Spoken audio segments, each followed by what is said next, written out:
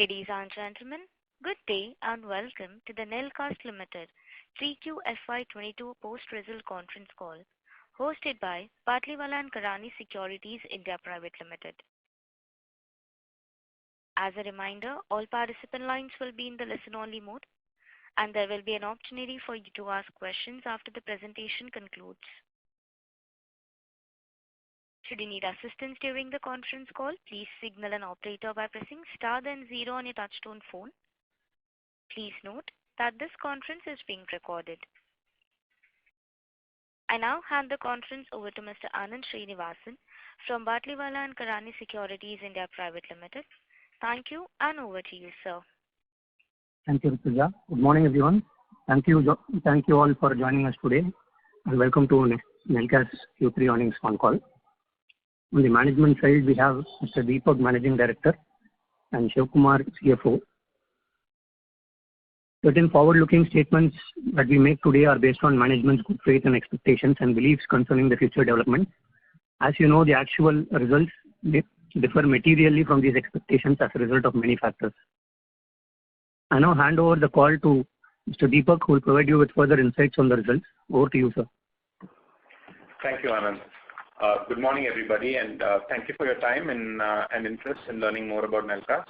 I'd like to start with a brief introduction of what we've seen in the quarter, what we're seeing in the current quarter, and then go a little bit more into the results that we have announced as well as other information regarding the performance of the company. So the third quarter turned out to be actually a much more challenging quarter than what we saw at the beginning of the quarter.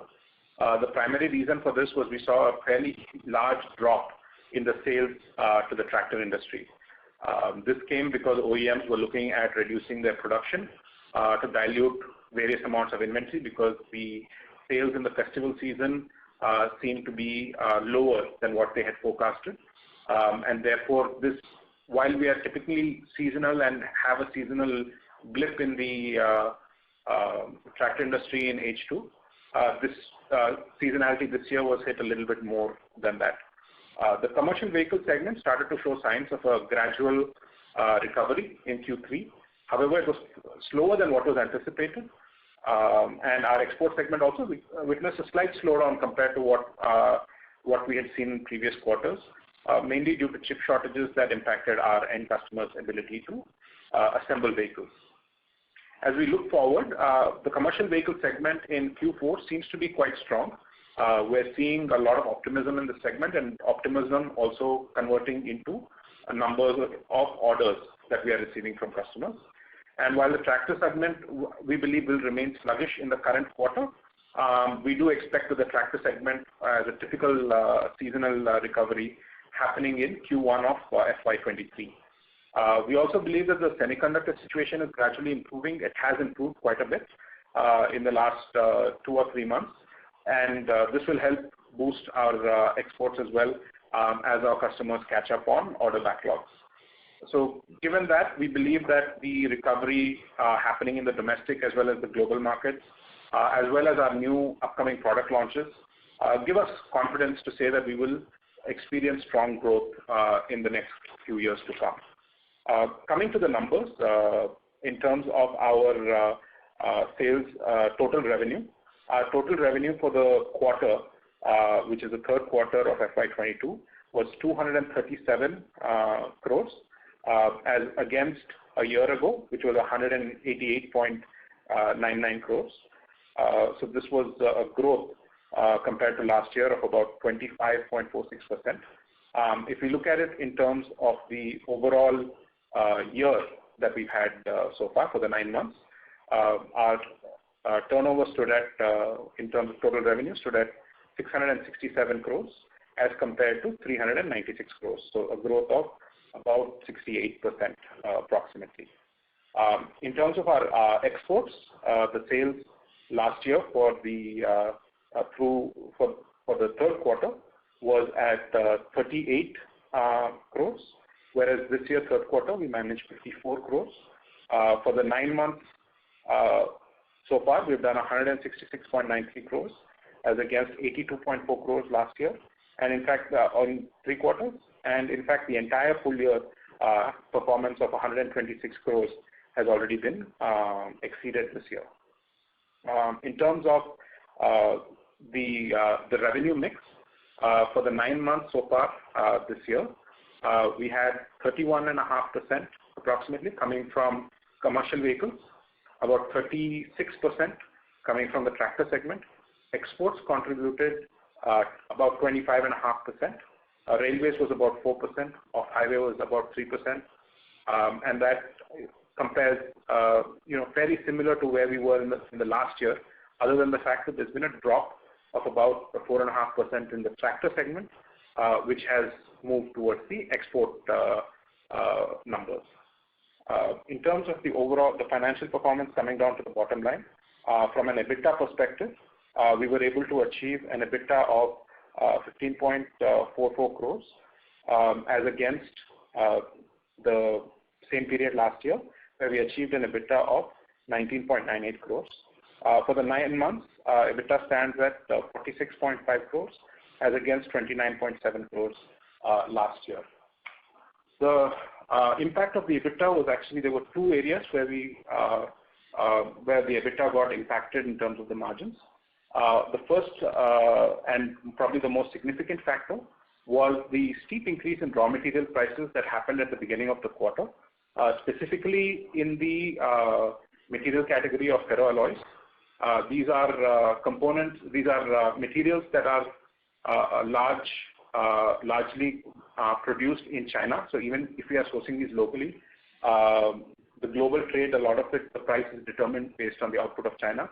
And in early September, when there was a lot of concern about power shortage in China, and this took a huge increase. In fact, the cost of some of these materials doubled in a period of 2 weeks. And that pass-through mechanism with the lag that we typically have with the customers meant that we were not able to recover this during Q3. So that was the primary reason why we saw a drop in our EBITDA performance for the quarter. In addition to that, the new plant in Petaparia is also still in its ramp-up process. There are several products that are still under testing and validation and development phases. So as these come on stream as well, we're fairly confident of improved financial performance going forward. So our EBITDA margin on a per kg basis, as opposed to last year in the third quarter, was 11.46 rupees a kg. So this, because of these reasons, it came down to 8.08 rupees per kg. So that's it from me, and I will leave the line now open for any questions that anybody might have. Thank you. Thank you very much. We will now begin the question and answer session. Anyone who wishes to ask a question may press star and 1 on the touchtone telephone. If you wish to remove yourself from the question queue, you may press star and 2. Participants are requested to use handsets while asking a question. Ladies and gentlemen, we will wait for a moment while the question queue assembles.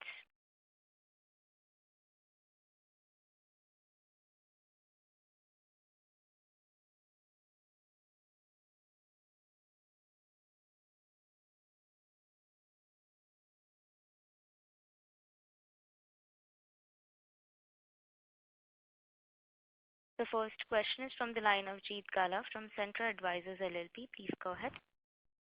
Good morning, sir. So my first question is, I wanted to know what is the ready capacity as on today. Is it 160K or is it 118K?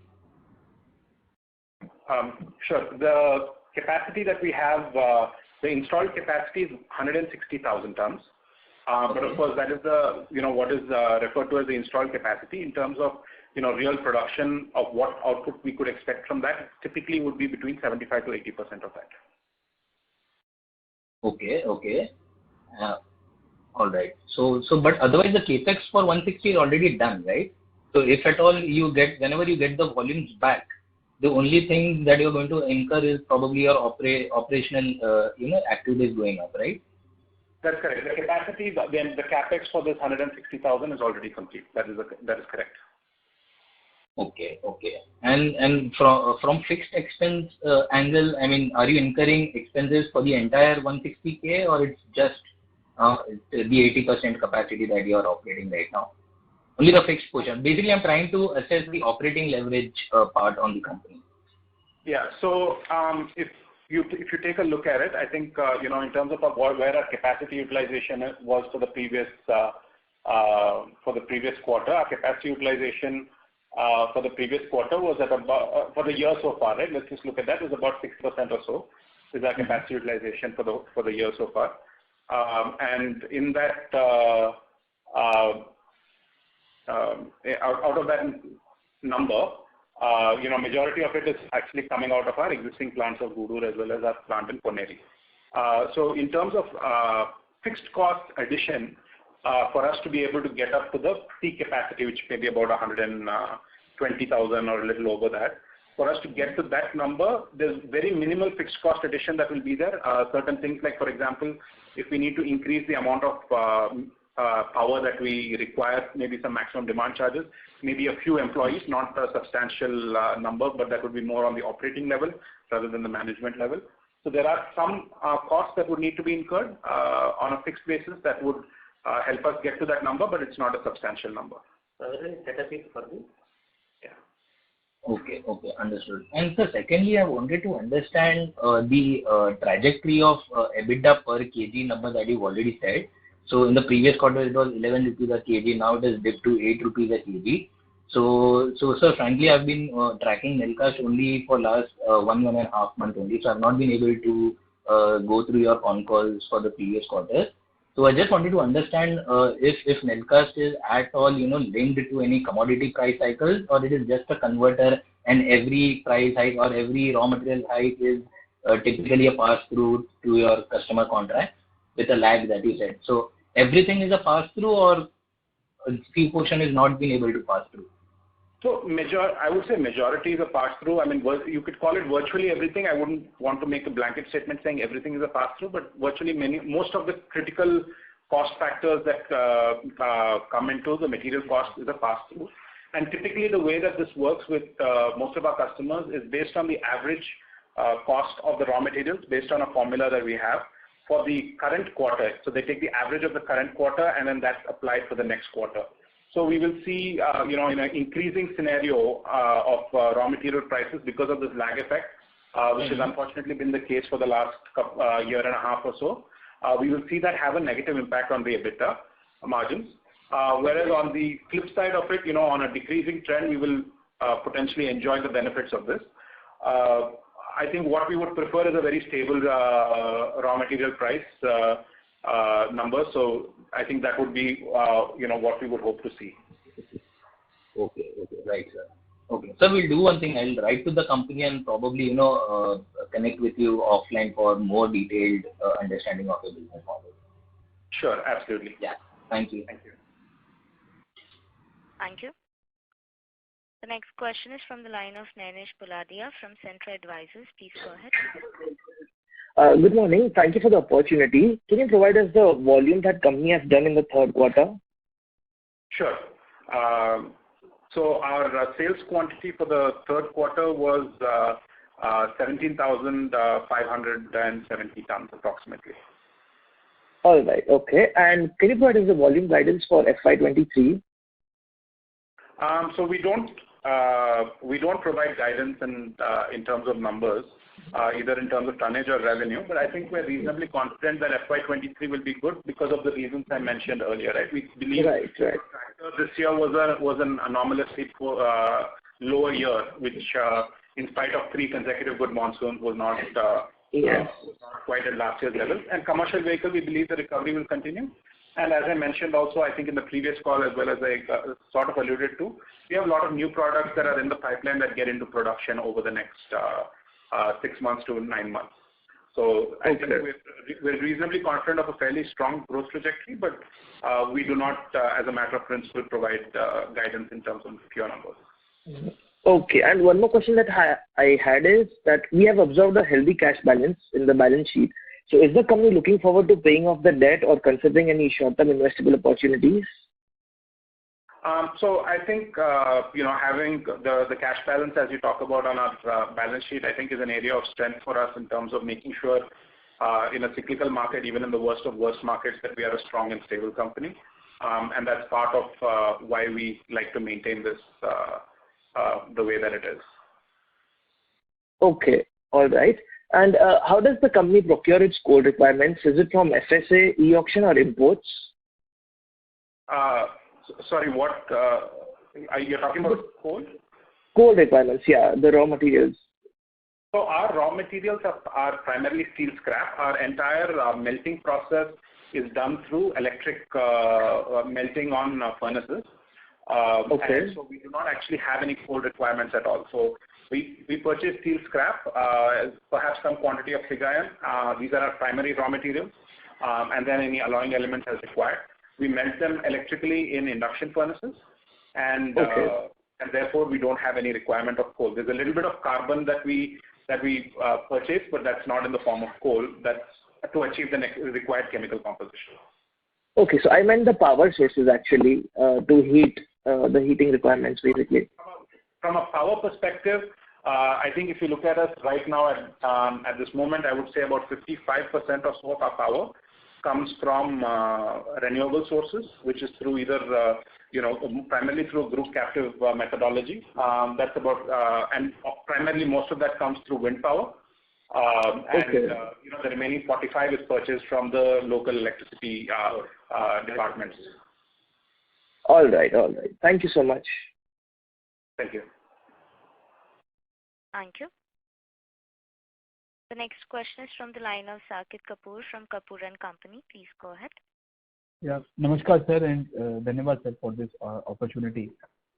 Sir, firstly, would like to congratulate the team, sir, that you have listened, you have heeded to our request of press release and providing us a lot of input that would have taken a lot of time during the Concall and repetitively being asked by us. So, firstly, sir, looking forward for this continuity in the business cycle. There will be ups and downs in quarters, but the format should remain the same going forward. So, congratulations to you, sir, and Shiva, sir, and also to the IR team.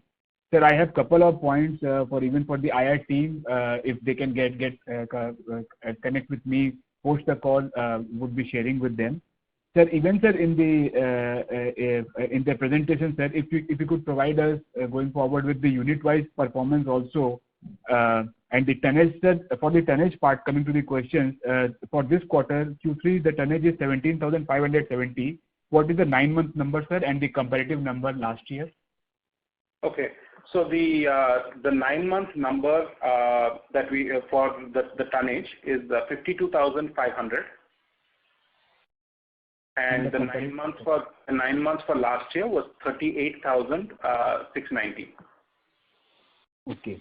So we also see this inventory built up for the 9 months to the tune of 31 crore. So what should one read into it, and what would be its implication for the fourth quarter? Yeah, so you are right. There is some quantity of inventory build-up. Some of that happened because of market conditions and slowdown. So some of that inventory build-up is also because the value of the inventory is higher, right? So, for example, if you compare to a year ago, the cost of raw materials procured has gone up, right? So, if you compare it from a year-on-year basis, it's not actually a very good estimation looking at it from a value perspective, because the value of each of the goods has also gone up in both raw materials as well as the finished goods, right? So that's one part of the inventory question. The second part is, yes, you're absolutely right. In terms of our finished goods or work in process also, there is an increase in inventory. We believe that some of this increase will get diluted in the current quarter because the commercial vehicle numbers are looking good. So we will be able to sell some of this inventory in the current quarter. And some inventory, especially on the tractor side, we believe that inventory will get will also get absorbed in Q1. So we're not particularly alarmed by the increase in the inventory. It's a fairly marginal increase, but we expect that we should be able to, based on what we see at the moment, dilute some of that in the current quarter. Right, sir. So for the tractor part, having a comfortable share of say 35%, 36% to be precise, of the total revenue, the sales of tractors are having on the higher base year on year. And so a marginal dip or a bad year because of unseasonal rains and all need to be factored in the realm of things. So, sir, going forward, looking at what the market conditions are, how is the segmental revenue going to shape up, sir? And this HCV is the high commercial. What's the full form? Commercial vehicle, and what does H stands for? HCV. Heavy commercial vehicle. Heavy commercial. Sorry, sir. Yeah, heavy commercial vehicle is 32, and 36 is for the tractor. So going forward, depending upon the deliverable schedules, how is this mix going to change, and how is the tractor industry currently shaped? So tractor industry, I'll address that a little bit. So tractor industry, we've typically seen, if I look back the last decade or 15 years, we've typically seen the tractor industry be a little bit more stable than maybe some of the other segments, right? So we've seen, perhaps in a bad year, it dips by maybe about 10% or so. We've not really seen. We'll have to wait till the end of this financial year to analyze the current year and give clarity on the numbers. But over the past 10 years or so, we've not really seen it dipping by 20% or anything like that in past years. So it's been not such a scary cyclicality in the tractor industry that we've seen over the last decade and a half or so, if I would say. Now, so tractor industry is, I think, as long as rural economy remains a focus of the government, which I believe it always will be, I think tractor industry will do reasonably well. I don't believe that very high growth rates will happen, but I do believe that the industry will do reasonably well. What we are seeing, though, of course, is on the commercial vehicle side. On the commercial vehicle side, if you actually look at where the numbers are, now over the first 9 months versus where the peak was, which was, I believe, in 2018, right? So when I compare these 9 months to what was 2018, the industry is still maybe at only about 50-60% of what the numbers were, right, in the medium and heavy commercial vehicles. So there is still a lot of potential to grow just to get back to that previous peak number. So we do believe that will happen over the next 2 to 3 years, and therefore we see that the commercial vehicle industry will have a pretty good runway, I think, for the next 2-3 years. One of the encouraging signs that we are seeing is that earlier, especially in the early days of COVID, there were a lot of even before COVID actually, there were a lot of reduction in freight prices that happened. Today we are starting to, and then beyond that, diesel prices started to go up, and the transporters were not able to pass this through. Today we are actually seeing the transporters being able to pass through the diesel price, and also market rates for freight starting to go up. Right, this is what I observed in the last quarter. So we believe that if this scenario continues, that commercial vehicle will actually have a fairly strong ramp up if it is viable to purchase a new truck. And of course, those people that have delayed replacement of their old vehicles because of overall market scenario of the prices might all suddenly choose to do the same. And in such a case, we will see a sudden uptick in demand, which is what we believe will happen. The only question is when. No, sir. For this commercial vehicle uptick, are you seeing the traction domestically or also for the export market? So somewhere I have also read that there are thousands of trucks lying idle in the United States of America because they don't have the drivers to drive them and deliver the goods. Because of these Zomato and Swiggy, people are getting hired and paid much more better than for the trucks. This was a story I've read around a month earlier. So just to get a sense on the optimism you have on the commercial vehicle story, is it the domestic one or mainly on the export? So and yeah. Whatever I spoke about so far is entirely about the domestic commercial vehicle space, right? In the export space, looking both at North America and Europe, and probably more so at North America, the order book situation there is actually quite strong. So if you let's say, I'm just going to take 12 months that are the best 12 months, right, which is basically September of 2020 to August of 2021, the sale of Class 8 trucks was approximately 50% or little more than 50% higher than what is average, right? So they have a huge amount of demand to the point, and they have a problem with semiconductor availability to the extent where waiting periods are in excess of 6 months for purchasing a truck, right? So there is a lot of demand for new trucks over there as well. Driver availability is a little bit of a question mark, but what I can see is also cost of transportation there in the US has gone up quite significantly. And there is a lot of driver idle time also, especially because of port congestions happening there. And the transporters are able to pass that on to their customers as well over there. So it seems to be quite a strong market in there, but it's again supply chain related issues and primarily semiconductors that seem to be the bottleneck at this point. So we believe from what we are reading in the press and what we're being told by our customers, that the situation has improved. But for it to actually get resolved and no longer be considered a problem will probably be close to the end of this year. Sir, a very short point. When we say in your press release that you have a very strong comment, and just reiterating, quoting you, we expect a very strong recovery to happen from Q1 FY23 onwards. So, sir, on the premise of that, sir, what are actually the schedules, sir, and what preparations have been done by us that we are able to foresee a very strong recovery from Q1 FY23 onward? If you could give us some color of the same. I want to clarify that statement actually, and maybe I could have worded it better. But the recovery that we're talking about specific to that statement is in the tractor segment, right? So we believe that compared to where we currently are right now in terms of production of tractors and our sale to the tractor industry, from a seasonality standpoint, as well as the fact that we are right now below what would be a normal season because of inventory buildup at the OEM end. We believe that Q1 will be quite a strong, and this is based on what our customers are telling us and the kind of advance notice on schedules that we're giving. So from a tractor industry standpoint, we believe to the best of our knowledge that the number of tractors produced will actually look to be something to the tune of double in Q1 compared to what it is now in Q3 and Q4. And so that's the statement I was making there. Perhaps I could have worded a little clearer, but that is specific to the tractor segment. Sorry to interrupt. May I request Mr. Saket Kapoor to please rejoin the queue? We have participants waiting for their turn. Thank you. The next question is from the line of Anurag from Edelweiss. Please go ahead. Thanks for the opportunity, sir. My question is on your margins. So basically, what we've seen is that, and kindly rectify me also, that, post-COVID, we were kind of, you can say in a trajectory where we were seeing close to double digit, over 9 to 10% of margins. I'm talking about EBITDA margins, okay?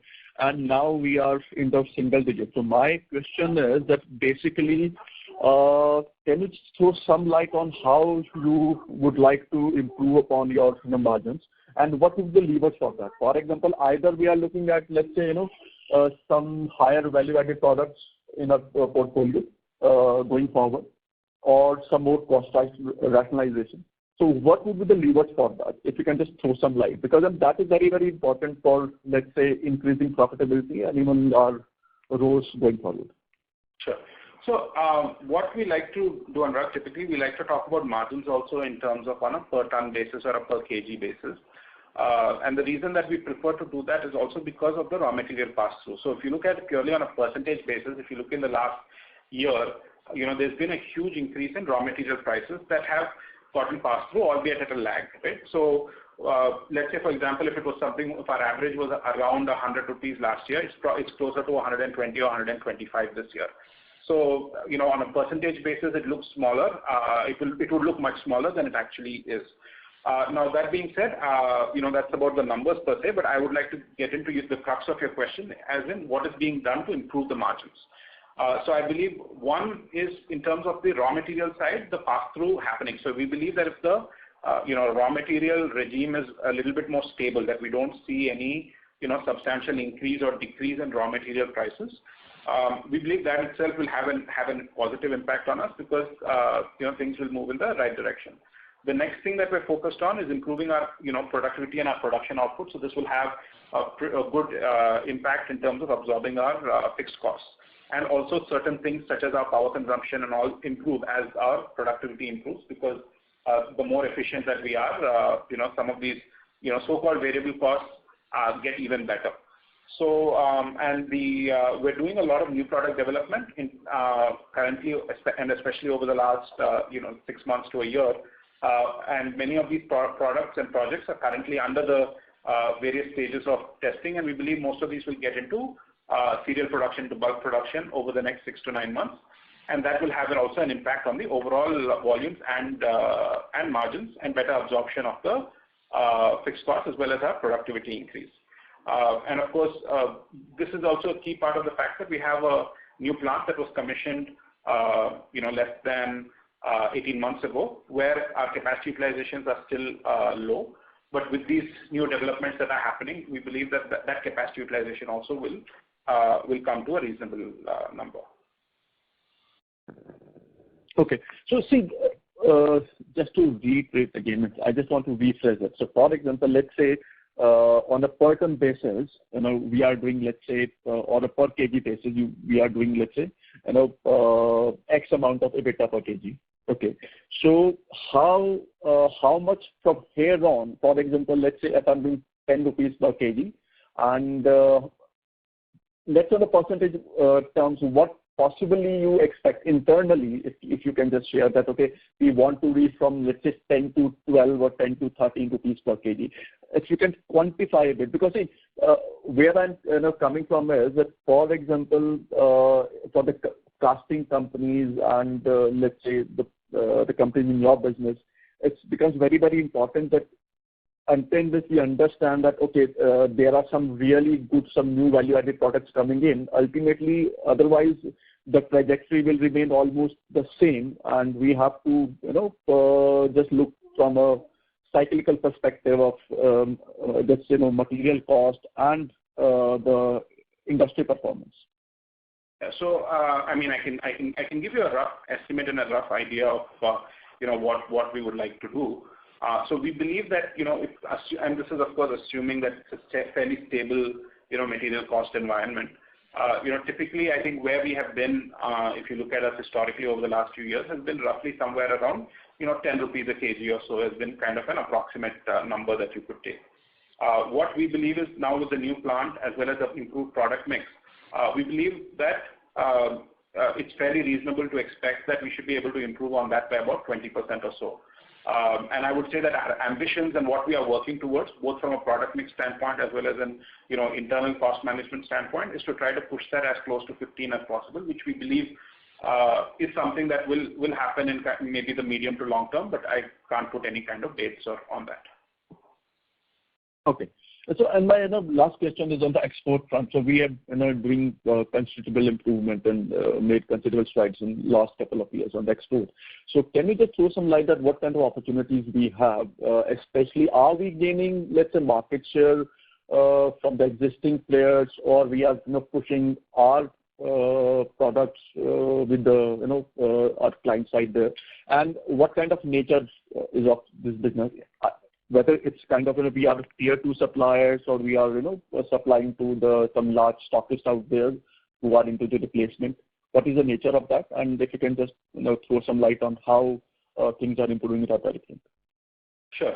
So I think exports has been a focus of ours for about 8 or 9 years now, and we've grown quite substantially in exports. I think if you go back to where we were in FY13 or FY14, I think we were doing only about 2.7 crores a year on exports, and currently in this current 9 months, we have done in excess of 166. Right. So I think it shows very clearly this is 9 years of hard work and efforts that were focused also on building that customer relationship and developing products for many products for the customers. And that's how we have come to the current level, which is on track for exceeding 200 crores, I would say, for the current year. Now, looking forward in terms of export, our existing customers have a good amount of other products that we are looking at. So we're expanding our product range. We have several businesses that have been awarded to us but have not yet come into the start of production. A couple of these, one of these is in North America, that goes into the heavy truck segment. Two of these are also in North America, but going into the passenger vehicle segment, so this year will be the first time that we actually make an entry into the light vehicle segment, which is the pickup truck and SUV segment, actually, to be more precise, in North America. So these are some of the new businesses that are coming. So we believe that, there's potential to continue to grow our export business quite substantially, and we'll see these businesses go live and happening over the next 6 to 9 months again. So we expect that this once this does happen, we'll see a significant bump that will happen in our exports. Okay, and I'm sorry to just squeeze in one more, and because on these days, kind of discussion is complete without the kind of touching upon the EV kind of things. So in your business, from just a metallurgy science perspective, so are you looking at some of the products in catering to the EV kind of play, where possibly there may be some changes in alloys and all that stuff? Any reading on that of yours if you have it in discussion? And will it kind of materially, impact what I can say that, for example, let's say if you're supplying certain products now, in your understanding, whether it's in the LCV side or let's say in the SUV, on the SUV front, because there are a lot of new product development on the EV SUV, there will be, any changes from the metallurgy perspective where people like you can have also opportunity in providing some new products? So in terms of iron castings, and we're pretty much producing almost, I would say, the entire range of metallurgies that are commercially used in the world. So I think from a metallurgy standpoint, we don't really see much issue in terms of EV, because whatever we have in terms of EV products, the metallurgy that those products demand are already within our product range. Now, in terms of the product specifically, so if you look at where our business stands, both in terms of domestic as well as exports, broadly the passenger vehicle LCV or the SUV segment is very small for us. But when we look at commercial vehicle, tractor, and off-highway, I think there are two aspects to it, right? One is we don't believe that there's going to be a large-scale adoption into EVs that will happen in a very short term. But if that does happen, right, it's possible that there could be a breakthrough in battery technology, something like that could happen. We actually believe that will be beneficial for us. So if you look at the commercial vehicle segment, the components that we produce are primarily going into the axle or into the suspension. This is pretty much, I would say, true for 90+% of parts, maybe 95% of parts that we are producing for the commercial vehicle space. And the good news is neither of these is going away, right? So there's no threat, at least based on the current technology roadmap that the OEMs have, that either of these would go away. In fact, I would say the suspensions will probably get more heavy duty, because a lot of the axle, the motor mounting itself will happen on the suspension. So potentially there's an increase in casting content per vehicle compared to before. On the axle side, because the motor is also getting mounted directly onto the axle, one of the key products that we make is the differential carrier. And we believe that these products will become much more complex than they currently are when this change does happen. And as a result of this particular thing, we believe that we are poised to gain market share over the rest of the market based on the product range and similar type of products that we are already doing for the same customers. So I think to summarize, we believe electrification, if it does happen in commercial vehicles, would be good for us, but with that happening in a very fast manner right away. And I think on the second front, on tractors, I don't see electrification really having an impact, but basically the entire body and frame, the design of the tractor is such that the entire body and frame, which contains all the gears and everything, is made out of casting. So I don't see how that will also have a significant impact. So I think we're not particularly concerned about EV. In fact, we think that this is going to be a good opportunity for us actually going forward. Sure. Thanks a lot for that. Thanks. Thank you.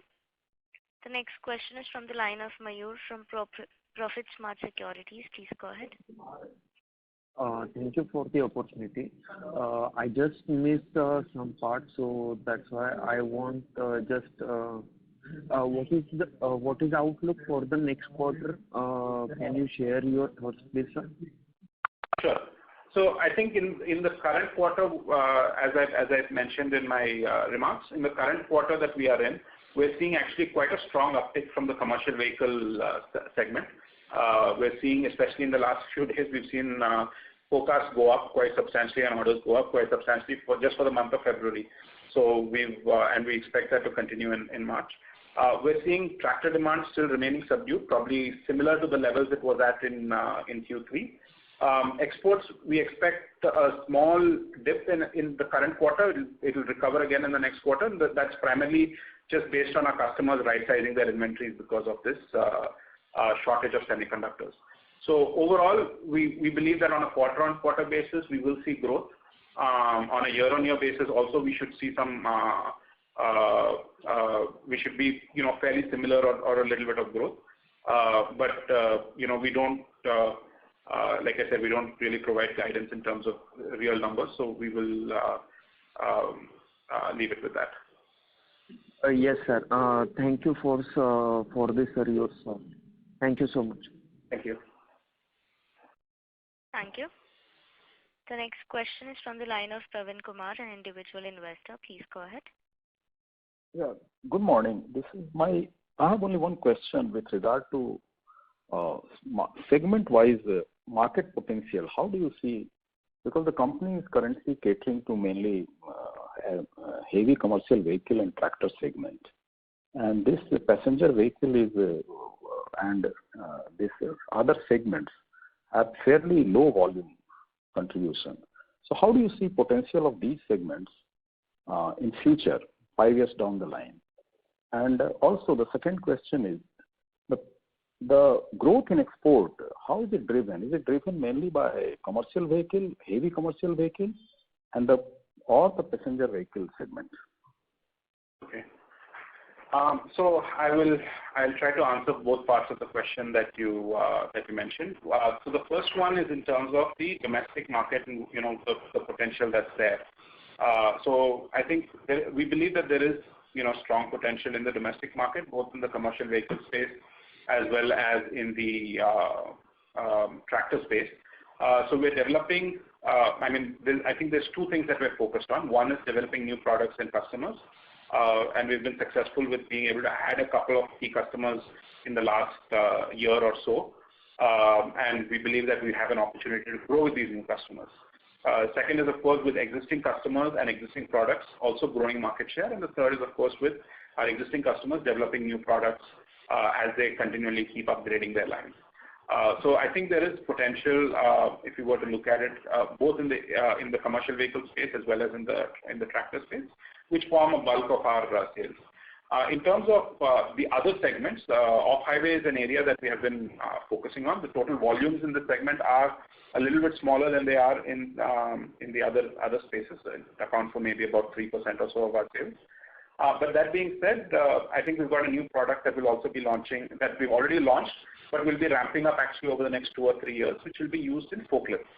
So this is a new product that was never in the history in our product range.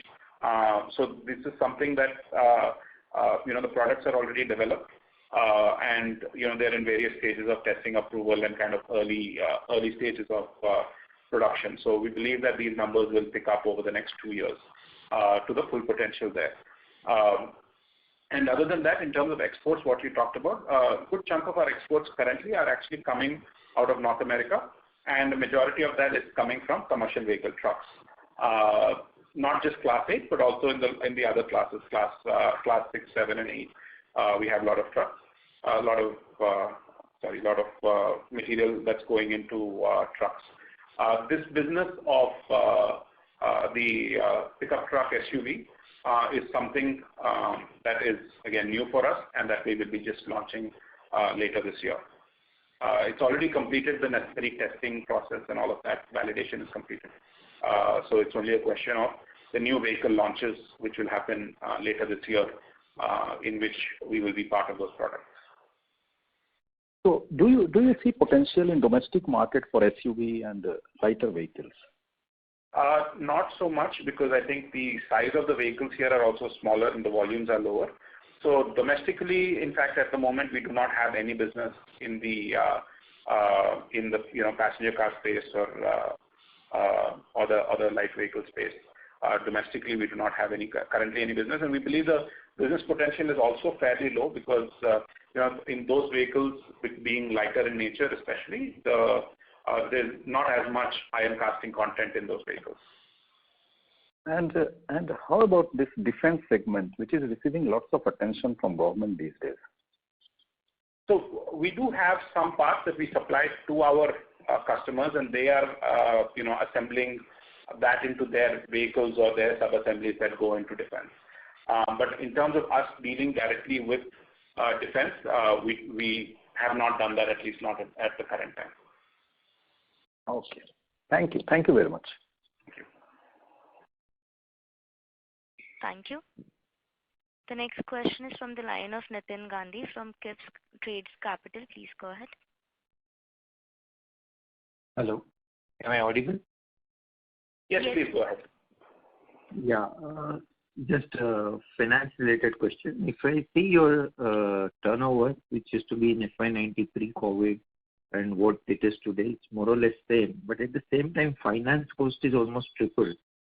If I look at your borrowings, they are just long-term is marginally up 10-15% maybe because of the new plant. So, and short-term is more or less flat. So what is the, can you give some clarity on this for tripling of finance cost? Number one, increase in working capital because of the higher thing. Yeah, so I think, so Siva, you want to answer this? Yeah.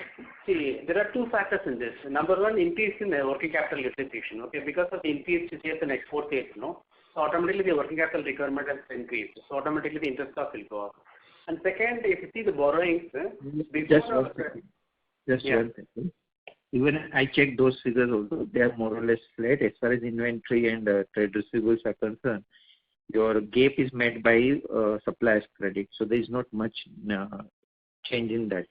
Yeah, so let me actually explain. I think I understood what you're trying to get at. So you're looking at our financial numbers from FY20, I think it is, and you're comparing that to our financial numbers from the 9 months of FY22. Is that correct? Right. Okay. So part of the reason for that is because of the new plant that we had commissioned, which was commissioned only in September of 2020, right? So the new plant that was commissioned then. So while the borrowing for investments and all of that was done, the cost of the interest was capitalized as a part of that project. So therein, I think you will see that that would be part of the difference of what we're observing.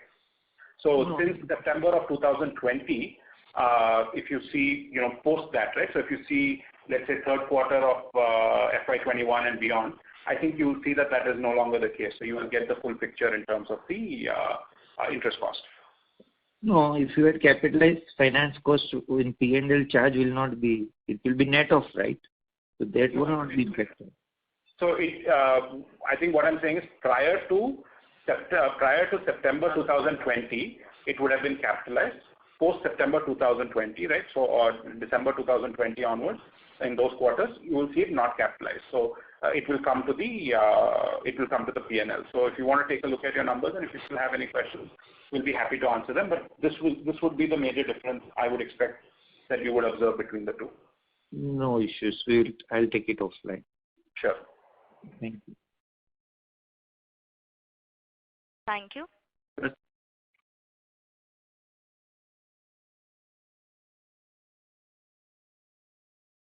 The next question is from the line of S. Paul, an individual investor. Please go ahead. Hi. Am I audible? Yes, please go ahead. Hi, sir. Good to hear a lot of comments on how the business is shaping. So as I understand, I would like to put it this way: what is the biggest risk that you think that you would have, probably if you consider probably 1 year from now? What is that makes you lose your sleep? I mean, in terms of business risk, otherwise. I think we're probably, what we believe is that we've seen the bottom of the cycle, and the cycle is starting to recover, right? So I see the biggest risk is potentially some sort of a regulation change. I think this is the one thing that caught us a little bit blindsided in 2018 when it happened, which was the axle norm change. So things like that we cannot forecast that will have a significantly negative impact on the overall market is what we see as the biggest risk at this point of time, I would say. Okay. And sir, on the fact that it's also heartening to hear that the exports are increasing.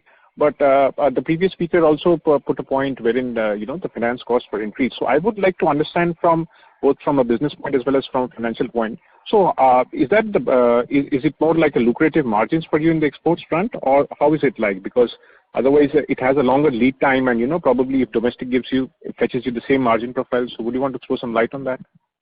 So export does have a higher return profile for sure.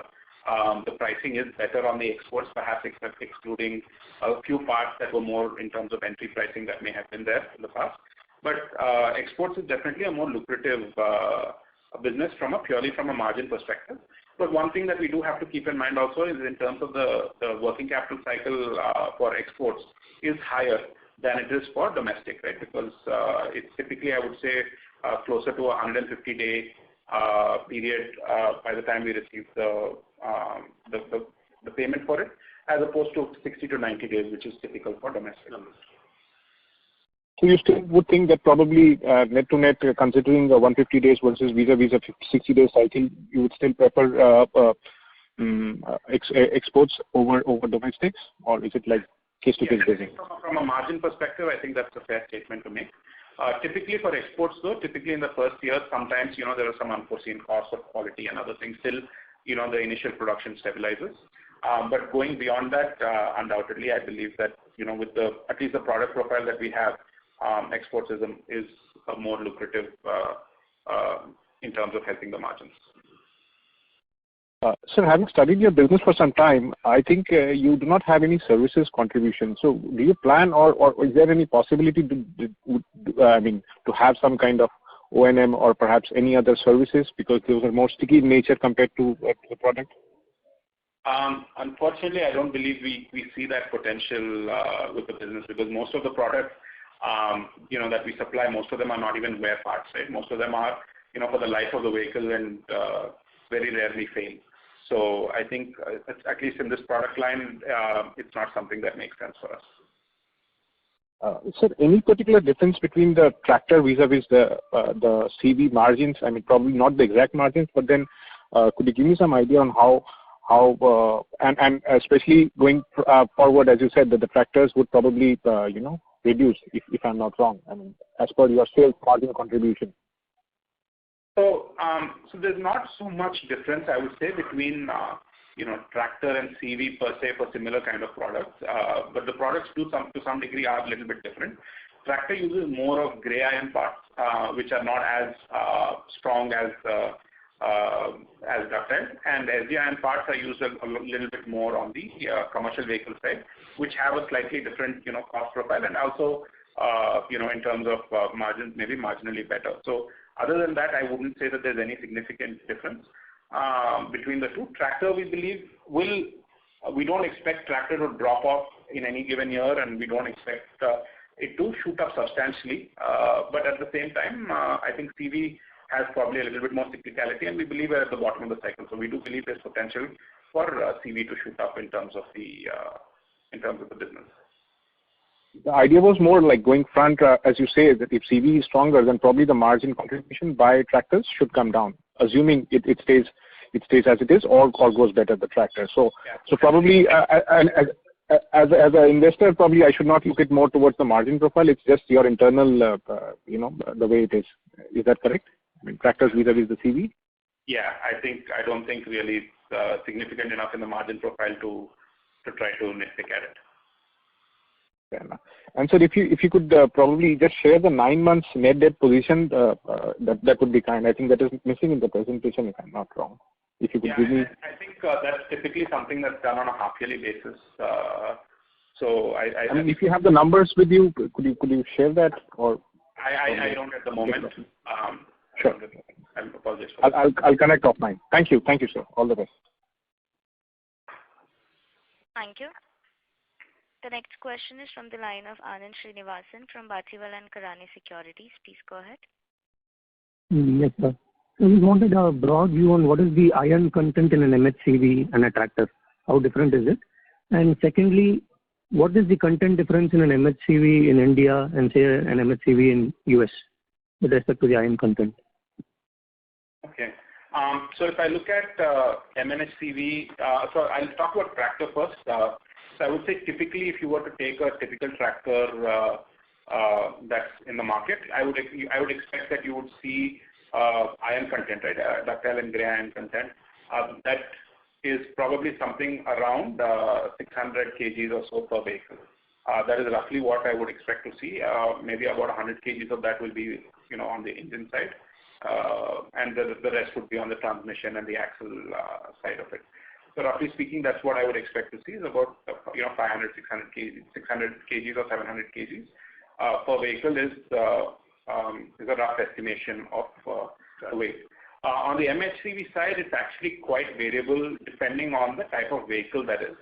So if you get, let's say for example, you get an 8x4 vehicle with, which is a tipper vehicle with a bogie suspension, if you were to take that, you could potentially be as high as 1,800 kilos or even more than that from a weight perspective. So, or if you were to go for let's say a 14-ton or a 12-ton vehicle, intermediate commercial vehicle, that number could be as low as maybe around 300, 400 kilos.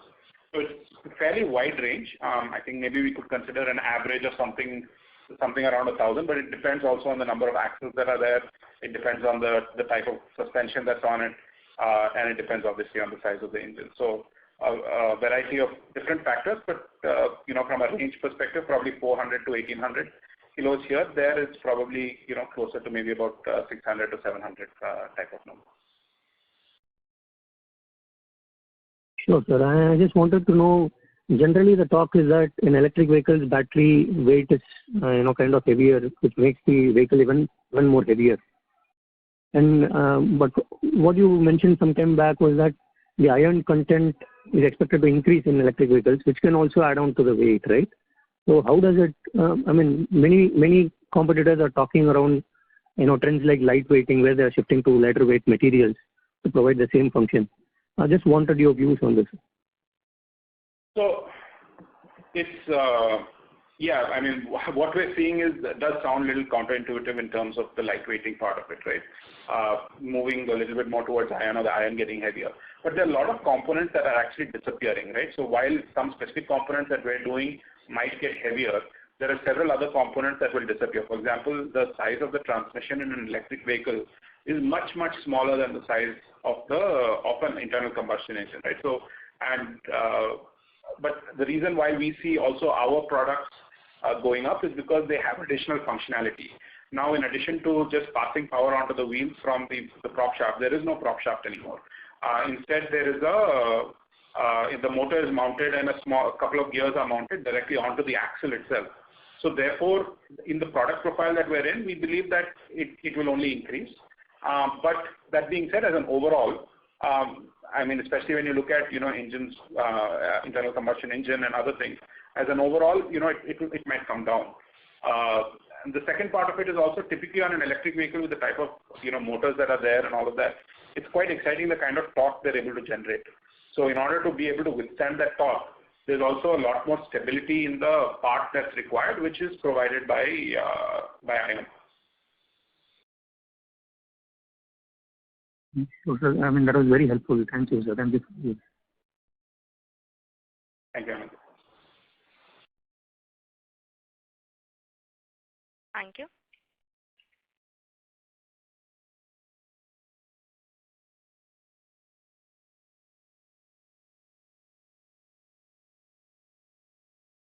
Ladies and gentlemen, this was the last question for today. I would now like to hand the conference over to the management for closing comments. Thank you, everybody, for joining us. We appreciate your time. I think we've seen a fairly interesting quarter, challenging for sure. We do see a lot of great potential ahead, and we hope that with a little bit of support in the market, we'll be able to achieve that potential. Thank you all very much, and we look forward to continuing to talk to you every quarter. Thank you. On behalf of Batliwala and Karani Securities, that concludes this conference. Thank you for joining us, and you may now disconnect your lines.